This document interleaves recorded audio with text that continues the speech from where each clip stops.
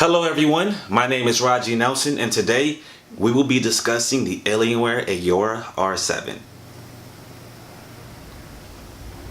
Alright, yeah, that was awkward. Usually there'll be this like cool introduction video on like who I am, but I do not have that, so we're going to watch some terrible B-roll of the Alienware R7 instead. Check it out.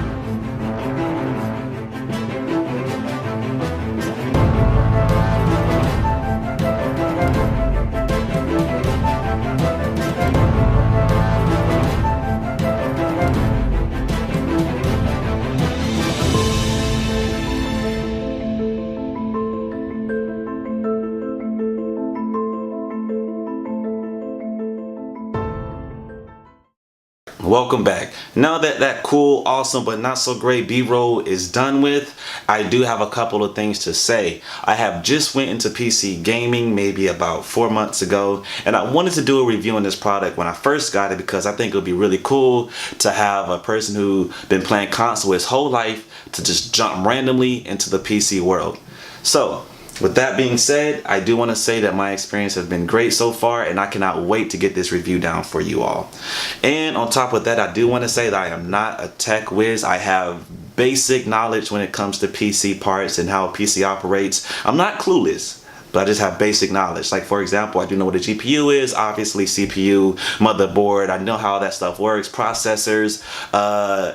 Could I build a PC? Absolutely not. But what I can do is pick out the parts, and I could recommend parts to anybody or anyone that has questions like that. But I am not an expert. I just want to say that up front, that I am not a PC expert, but I do have the basic knowledge and understanding that goes into buying a PC and having one. So with all that being said, let's get into some of these cool specs. So first, I do want to say that I did not build this myself. I didn't have somebody build it for me. I bought a pre-built PC from Best Buy. Yes, I know, people say don't do it. People say always build your own.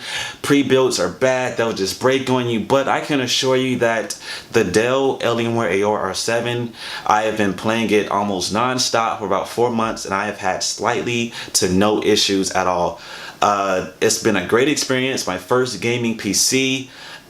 So with that being said, for the specs, I am rocking the Intel Core i7 8700, not 8700K because I didn't really care about overclocking too much. It just seemed very complicated, and like I said, that far exceeds my knowledge on PC, so I just wanted to keep it kind of basic. 8700 at 3.2 gigahertz, 16 gigabytes of RAM, 64-bit processing on a Windows 10, and my graphics card is the Nvidia Ge-Force 1080.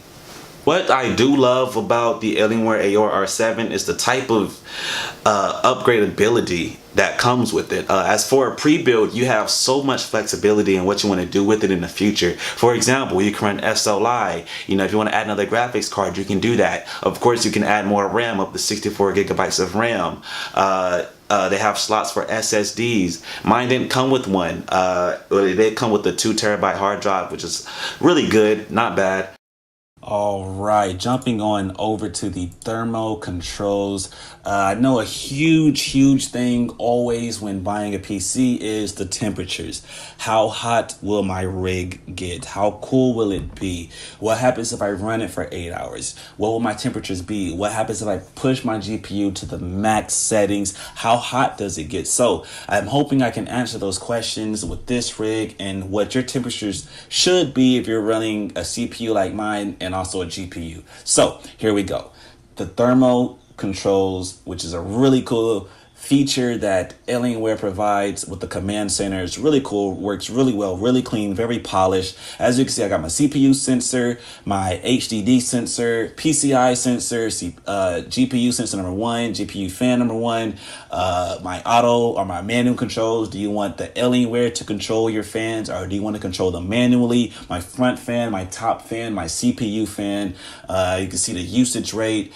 You do have control. If you go manual, it gets a little bit more complicated, but even then you can just scroll left, scroll right, and have a fixed rate, or you can use the curve. The curve is confusing. I have yet to figure it out, but the fixed rate works really well. It works amazing. But I do not believe you all will be using the manual feature because the auto one works so well. Moving on, we're going to go to the Alien FX.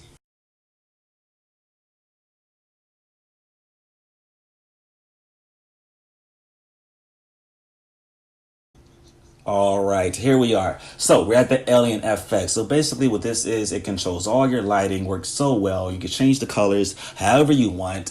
And it happens live. It happens instantly on your rig. As soon as you click a color, it changes on your rig. So you can actually view how it looks before you apply it. Really cool feature. I love it so much. I know other rigs have other cool lighting stuff, but this is the Alienware one and it works very well.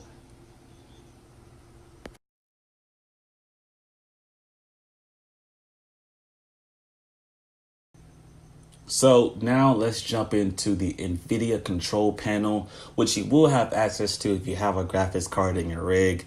I just want to show you all that I am running at 2K resolution at 144 hertz.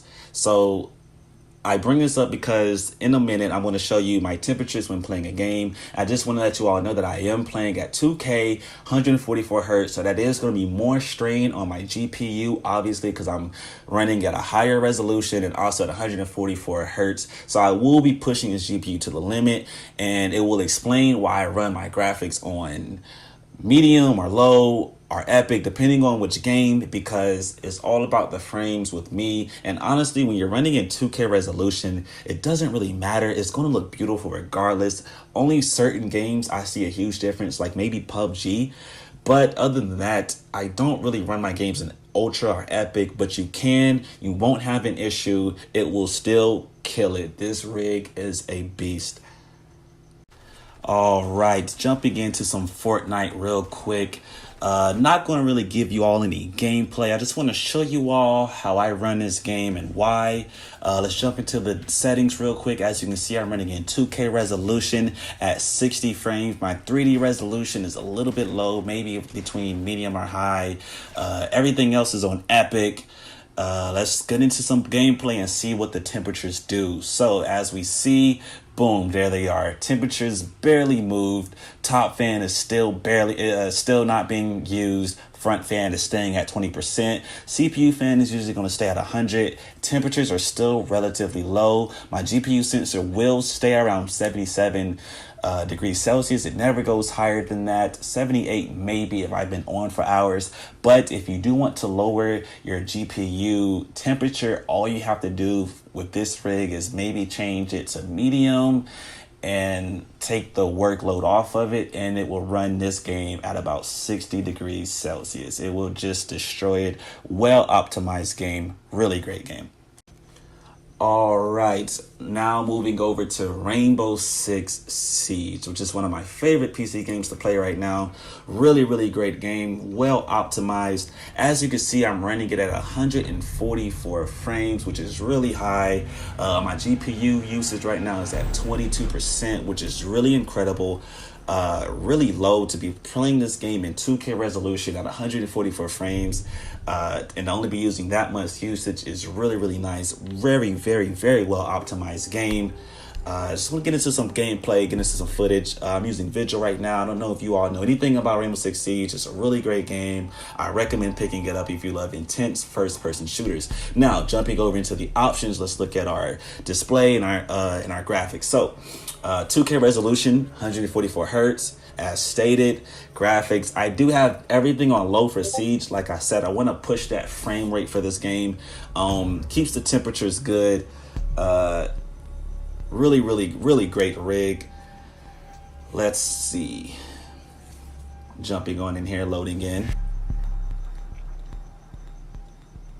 Some team chat going on, not really paying attention to that. As you can see, the frame rate is staying around 144, 140. It's not dropping around there. Look at the temperatures real quick. Everything is really, really low. It's just destroying this game on low. And like I said, you can run this on ultra or the highest settings there are. Your frames will naturally go down, and I just want to keep my frames very high. And honestly, like I said before, stated multiple times, in 2K resolution it is going to look good regardless. So the graphics are incredible right now. Even though it's on low, it still looks beautiful to me. Certain textures will be a little blurry, but don't notice the difference. I still love playing on low for this game because I love the smoothness and the 144 hertz. I feel like it helps me in this game, and really fun game to play. I do advise getting it. Okay, hope you all enjoyed the video. We really talked about some really cool things. Like I said before, I am not a gaming PC expert. I am not some tech whiz, but I do have basic knowledge of PC parts, and I bought a pre-built PC from Best Buy. And I just want to tell everyone watching this video that it's okay to go buy a pre-built PC. There's a lot of speculation out there that you should always build your own. Yes, I do agree you should build your own, but the alternative would be to buy a great gaming PC that is sponsored or represented by a really great company. And I know Dell has had its ups and downs in the past, but I can assure you that the Alienware Aurora R7, no matter what type of specs you get inside, it will hold up, at least so far for me. And it's been 5 months and I've been gaming on it pretty heavy. But for people like me who didn't have the time to look up every part and didn't really want to do that, who just wanted to take it out the box and play it, this will be a great beginner's PC to have. So hope you like this video. Leave a like, leave a comment. If you have any other questions, I will be responding to every comment that I see. Thanks again, thanks for watching, and I'm out. Spark in my heart, feel the fire in my veins. I can feel that fire running straight to my brain. Puts the fires in my eyes and it help me stay focused. I can see what else that this world contains. No matter what it is, man, I gotta keep praying. On top of that, man, I gotta keep slaying. The rise above this night.